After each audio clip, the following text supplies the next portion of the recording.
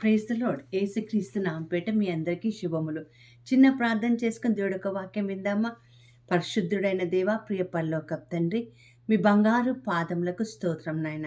గడిచిన కాలమంతా నీ కృపలో భద్రపరచుకొని ఈ దినము తండ్రి మాకు నూతన జీవము ఇచ్చిన ఆయన, జీవము గల మాటలు మాతో మాట్లాడుతున్నందుకు అయ్యా తండ్రి ప్రభ, నీ సన్నిధానంలో ఆనందించుటకు అయ్యా ఒక ప్రోత్సాహకరమైన ఒక బలపరిచే మాట మాకు ప్రతిరోజు ఇస్తున్నందుకు నీకు వందనాలు నాయన తండ్రి.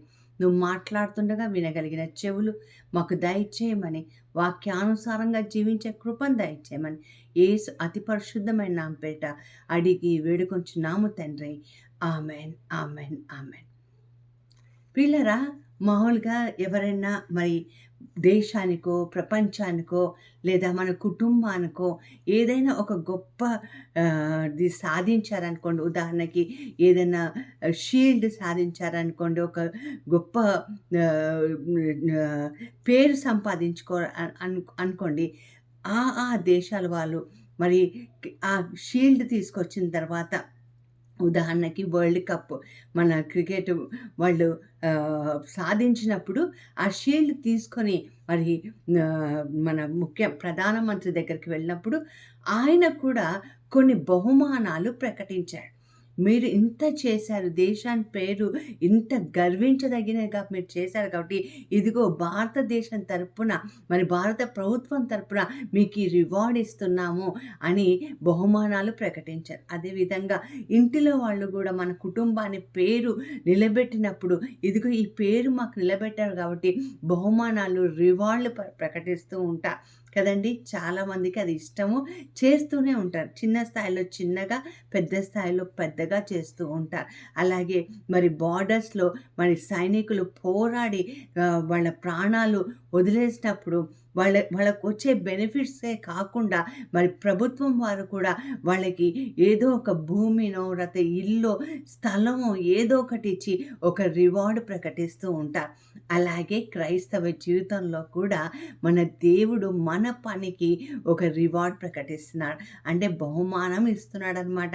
సో మన జీవితంలో మేము ఇంత పని చేస్తున్నాం దేవుడి కోసం, ఇంత కష్టపడుతున్నాం మీరు అనుకోవాల్సిన అవసరం లేదు.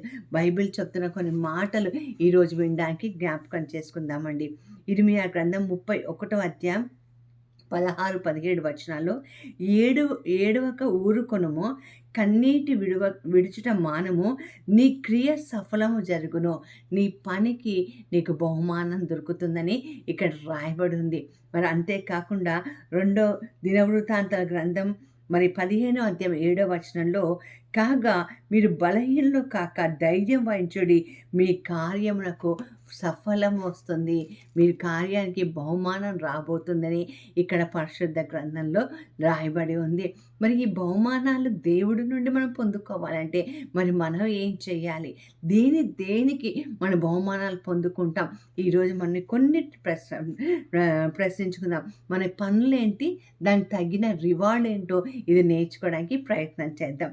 కొలసీ పత్రిక 2వ అధ్యాయం 23-24 వచనాల్లో బైబిల్ చెప్తుంది, దేవుడు మనం చేసే ప్రతి పనికి ప్రతిఫలం ఇస్తారు. ఎంత చక్కటి మాట చూడండి. దేవుడు అన్యాయస్తుడు కాదని బైబిల్ చెప్తుంది కదా. ఆయన మనం చేసే ప్రతి పనికి చక్కటి ప్రతిఫలం ఇస్తారు అని బైబిల్ మనకి నేర్పిస్తుంది.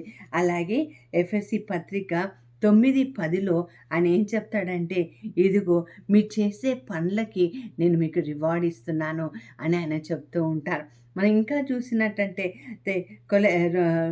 2 తెస్సలోనిక రాసిన లేఖ 3వ అధ్యాయం 10-12 వచనంలో వాక్యం ఏం పలుకుతుందంటే, నువ్వు పని చేస్తే నువ్వు భోజనానికి అర్హుడవు, నువ్వు కష్టపడి పని చేస్తే నీకు భోజనానికి కొదువు ఉండదా అని బైబిల్ మనకి నేర్పిస్తూ ఉంది ప్రియులారా.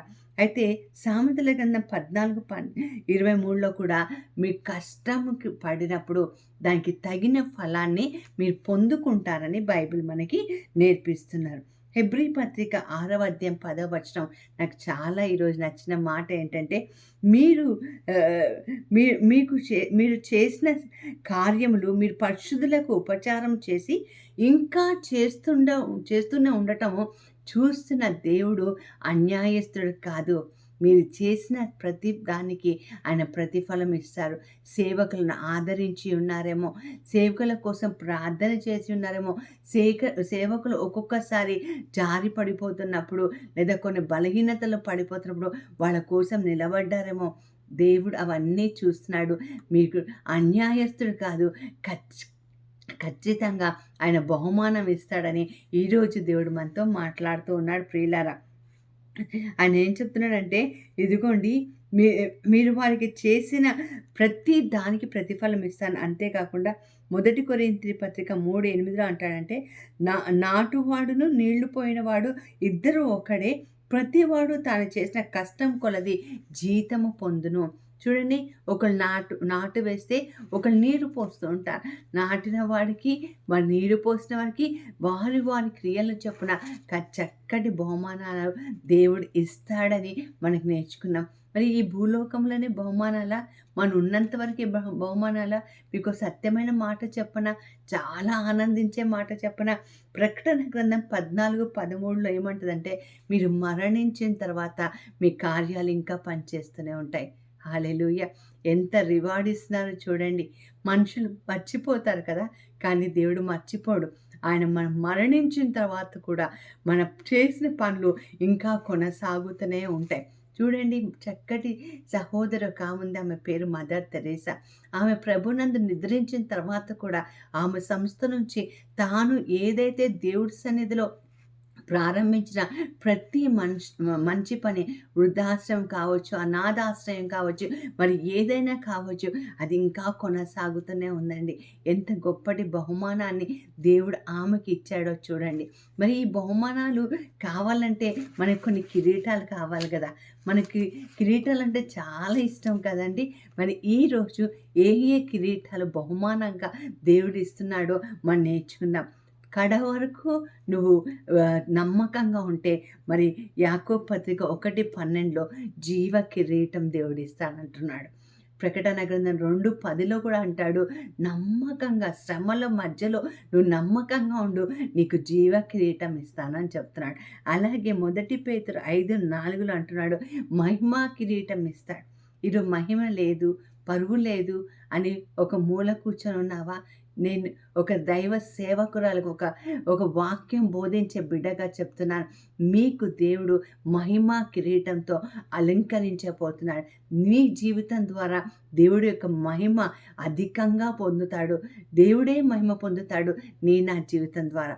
అంతవరకు కూడా మనకి ముగింపు రాదని ఒక సేవకురాలుగా ఈరోజు మీకు చెప్తున్నాను. అంతేకాకుండా చూద్దామండి, 1 కొరింథీ పత్రిక 9:24-25 ఇంపెరిషబుల్ క్రౌన్ అంటే ఎప్పటికి కూడా నాశనం కాని ఒక మంచి బహుమానముతో దేవుడు మనకి ఇస్తాడు. పరుగు పందెంలో పరిగెత్తువాడు మరి ఈ రోజు నుండి రేపు అశాశ్వతమైన కిరీటంతో వాళ్ళు పోరాడుతూ ఉంటారు. అంటే ఈరోజు వీళ్ళ దగ్గర ఉంటుంది, రేపు ఇంకొకళ్ళ దగ్గర ఉంటుంది.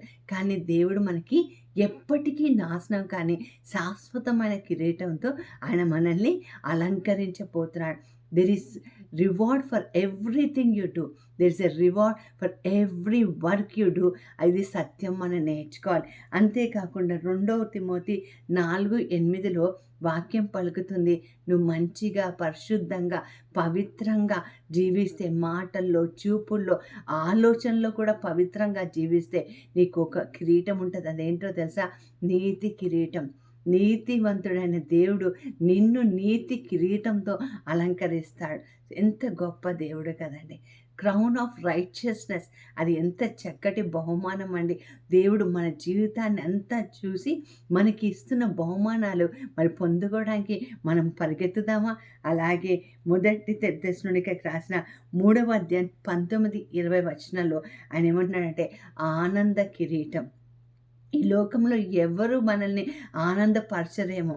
ఒకరోజు మంచిగా ఉంటే మరొక రోజు ఏదో ఒక వార్త విని హృదయం అంతా దుఃఖంతో ఉంటుందేమో, నవ్వడానికి ఆస్కారం లేకుండా ఉంటుందేమో. బైబిల్ చెప్తుంది, ఆనంద కిరీటంతో దేవుడు నిన్ను అలంకరించిపోతున్నాడు. సో ఏంటమ్మా? జీవ కిరీటము, మహిమా కిరీటము, శాశ్వతమైన కిరీటము, నీతి కిరీటము, ఆనంద కిరీటం. ప్రతి వానికి వాని బహుమానాలు ఇవ్వబడతాయి అని బైబిల్ మాటిస్తుంది. అదే కాకుండా మనం చేసే చెడ్డదానికి కూడా మనకి రివార్డ్ వస్తుందండి. ఉదాహరణకి చూడండి, ద్వితీయోపదేశకాండం 24:14లో దీనులు, దరిద్రులు, పేదవాళ్ళు మనం పనిలో పెట్టుకొని కూలీ పని చేస్తే ప్రతి ఇంట్లో పనికి పెట్టుకొని లేదా ఏదో ఒక పనికి మనం వాళ్ళని ఏర్పాటు చేసుకొని వాళ్ళ కూలీ ఇవ్వడానికి మనం ఆలస్యం చేస్తుంటే లేదా నిరాకరిస్తుంటే ఒక్క మాట చెప్పి తర్వాత ఇంకొక మాటగా చెప్తూ ఉంటే వాళ్ళు కన్నీరు కారుస్తారు. ఎందుకంటే వాళ్ళు పేదవాళ్ళు కనుక.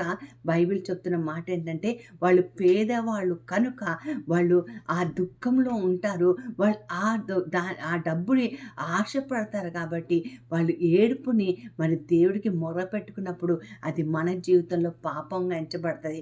అది దేవుడు లెక్క చెప్తాడు. సో రివార్డ్ అన్నది మంచి కార్యాలకే కాదు, రివార్డ్ అన్నది చెడు కార్యాలకు కూడా జరుగుతుంది. కాబట్టి మనం పరుగు పందెంలో ఉన్నాం. మరి పోటీ వారు అందరం పరిగెత్తి పందెంలో ఉన్నాం. ఒక్కడు మాత్రమే విజయం పొందుతాడు. మరి దేవుడి దగ్గర బహుమానం పొందడానికి పరిశుద్ధంగా, ప్రార్థనాపూర్వకంగా, ఆత్మానుసారంగా పరిగెత్తడానికి ప్రయత్నం చేద్దామా? అలాంటి కృప దేవుడు మనకు దయచేయును గాక. మీరందరూ కూడా మరి జీవ కిరీటంతో, మహిమా కిరీటంతో, ఆనంద కిరీటంతో, మహిమా కిరీటంతో అలంకరించబడతారని ఆశిస్తూ దేవుడు మిమ్మల్ని అందరినీ దీవించును గాక. Amen, amen, amen.